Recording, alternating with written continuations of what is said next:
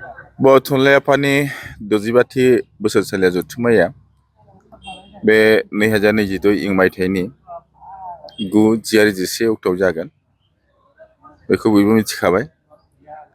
दा बेनि थाखाय जोंखौ साखाफारा आफाद दाना होदोंमोन शुक्लेश्वर बसुमतारी बिथाङानो। बिथांखौ माने गाहाय लिंथुमगिरि आरो आंखौ माने मासिगिरि हिसाबै लानानै साखाफारा दाना होदोंमोन बोसोरसे सिगाङाव।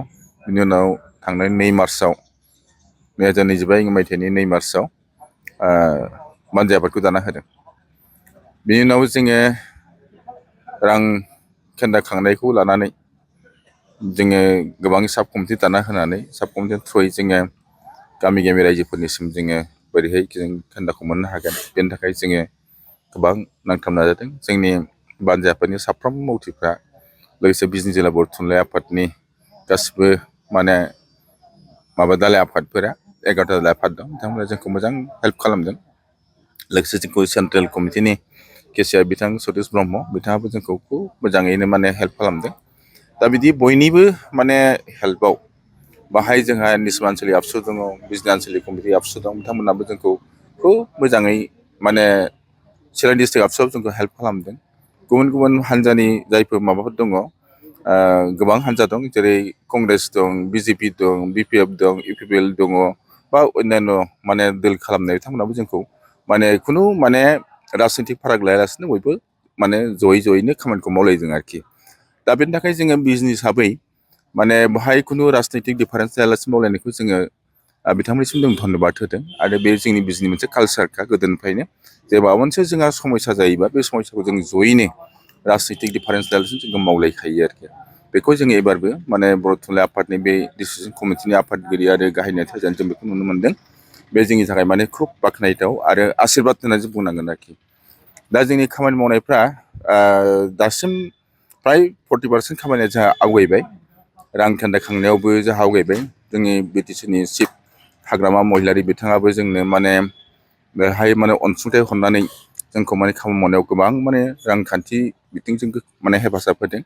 आरो बिथाङा माने खालि रांखान्थिल' नङा, जोंनो मेन्टेलि, मरेलि, फिजिकेलिबो बिथाङा जोंखौ माने अनेक मदद होदों। बेनि थाखाय बिथांखौ जों साबायखर बावबाय, बा बेखौ जों मावखानांगोन, नङा होमबा? बे बरलागाव जे माने थेंफाख्रि फोथार, बरलागावआ थेंफाख्रिनि मोनसे समनि 18 सेन्सुरियाव बिथाङा माने बाहायनो 18-19 सेन्सुरि बेनि गेजेराव बिथाङा बाहायनो माने गाव माने ब्रिटिशफोरनि तहसिलदार जानानै माबा खालामदोंमोन, खामानि मावदोंमोन बाहायनो। बे खामानि मावनायनि गेजेरजों बाहाय बिथां भान्दारि दङ। बिथांनि बे होलांनाय भान्दारिखौ जोङो बावनो हाया। अब्ला बिथांनि मुङैनो जोङो बे फोथारखौ थेंफाख्रि फोथार माने बरलागावनि रायजोआ दोनदों। आरो लाइब्रेरि गंसे दं, बेखौबो थेंफाख्रिनि मुङैनो दोनदों। बे जोंनि बर' माहारिनि थाखाय बे मोनसे लिजेन्डारि फिगार होननानै जों बुंनांगोन। दा बेवहाय जोङो आसा खालामदों जोङो बे माने 26 तारिखआव जा सेन्ट्रेल बर' थुनलाइ आफादनि मावफुं आफादनि बेहाय मेल जागोन, बेहायखौबो जों बानजायनांगोन। बिनि उनाव 28 अक्ट'आव माने बिजनि जिल्ला बर' थुनलाइ आफादनि बेहाय कनफारेन्स दं, बेखौबो जों बानजायगोन। मुथथे जोङो बानजायनो थाखाय साखाफारा जाबाय, हाहैगोन। जोङो थोजासे जोंनि रायजो राजाफोरजों लोगोसे दाब दाब जायगानि जायफोर माने बर' लोगोसे नन बर' मानसिफोर दङ, बिथांमोना जोंखौ बेहाय बानजायनो थाखाय जोंखौ गोबां माने मददमोन। प्राइमारिनि जायफोर माने बर' थुनलाइ आफादनि मावथिफोर दङ, बर' फोरोंगिरि आफादफोर दङ, लोगोसे जोंनो माने गोबां अफिसाव मावख'आव मावनाय माने अफिसारफोर दङ, बिथांमोनखौ जोङो साबायखर बावनांगोन। मानो होनबा बिथांमोना जोंखौ जेब्ला थांदों अब्ला बिथांमोना जेबोखुनि माने आख' फाख' खालामालासिनो, नाखस खालामालासिनो जोंखौ बोरै हेल्प खालामनो हागोन, मदद खालामनो हागोन, बेनि थाखाय बिथांमोना आवगायबोदों। बेखायनो जों बिथांमोननिसिमबो जोङो जोंनि साबायखरखौ बावनांगोन निस्सय। दा बे हिसाबै जोंनि खामानिखौ बयनिबो मददजों जों बेखौ दासिमहालागै बे 40%खौ जों आवगायबाय आरो 60%खौ जोङो बे खैदिनाव जों मावफुंनो हागोन होननानै जोङो माने हायो आरोखि। जोङो दाथियै बुंनो हायो आरोखि। नोंथांमोना बेखिनिखौ माने लाफैनायनि थाखाय बयबो साबायखर बावबाय। बावनानै आं बुंबाय पइन्ट दोनथ'बाय। थेंक इउ सार।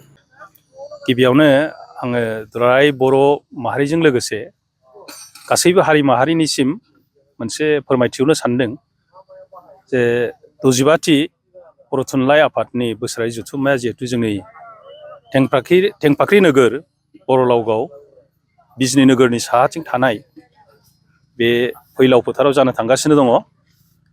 दा बिनि थाखाय जोङो एक्जिबिसन साब कमिटिनि जानानै जोङो फ्राय दानसेसो सिगांनिफ्रायनो जों खामानिखौ आराम्भ खालामदों। दिनै नोंथांमोना नुनो मोन्दों जोङो जोंनि मेइन गेटआ दा बानायगासिनो दङ। जोबोद मोजाङै बानायजों जों डिजाइनखौ फोसावाखैब्लाबो जोङो जोबोद मोजाङै जों बानायनो सेस्था खालामदों। आरो लोगोसे बेवहाय बे एक्जिबिसननि सिङाव जोंनि बर' माहारिनि दानाय लुनाय सि जोम बेनि अनगायैबो जानाय लोंनाय आरो लोगोसे गुबुन गुबुन हारि माहारिफोरनि गाननाय जोमनायजों लोगोसेयै जोंहा बिजाब मेला थागोन, जानाय लोंनायनि मेला थागोन।